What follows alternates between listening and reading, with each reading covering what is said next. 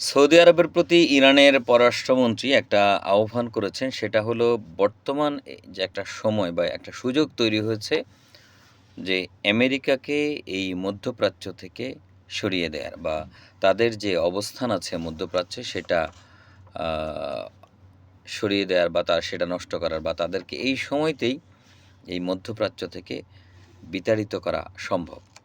আজকের বিভিন্ন পত্রিকায় এই সংবাদটি এসেছে। আমরা একটি পত্রিকা থেকে এটা আপনাদের পড়ে শোনাচ্ছি। আমার দেশের সৌজন্যে আমরা এই নিউজটি করেছি।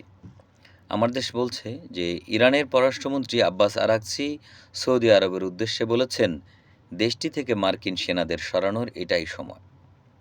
সামাজিক যোগাযোগ মাধ্যম এক্সে দেওয়া এক পোস্টে আব্বাস আরাগচি এ কথা বলেন। পোস্টে তিনি বলেন, তার দেশ সৌদি আরবকে সম্মান করে এবং একটি ভ্রাতৃপ্রতিম দেশ হিসেবে বিবেচনা করে। ইরানের পররাষ্ট্রমন্ত্রী বলেন, যারা আরব বা ইরানিদের সম্মান করে না, ইরানের অভিযানগুলো সেসব শত্রু ও আগ্রাসনকারীদের বিরুদ্ধে পরিচালিত হচ্ছে। ওই পোস্টে ইরানের হামলায় ক্ষতিগ্রস্ত একটা মার্কিন উড়োজাহাজের ছবি জুড়ে দেন আব্বাস আরাগচি, যেটা আসলে তিনি মানে তাদের শক্তিশালী অবস্থান বোঝাতে চেয়েছেন যে আসলে সৌদি অ্যা আরবে অবস্থানরত আমেরিকার ঘাঁটিগুলো যদি আমরা ঐক্যবদ্ধ থাকি হয়তোবা সরাতে পারবো। আর আমেরিকা চাইলেই যে আমাদেরকে সবকিছু শেষ করে দিতে পারবে খুব দ্রুত সেটা সম্ভব না।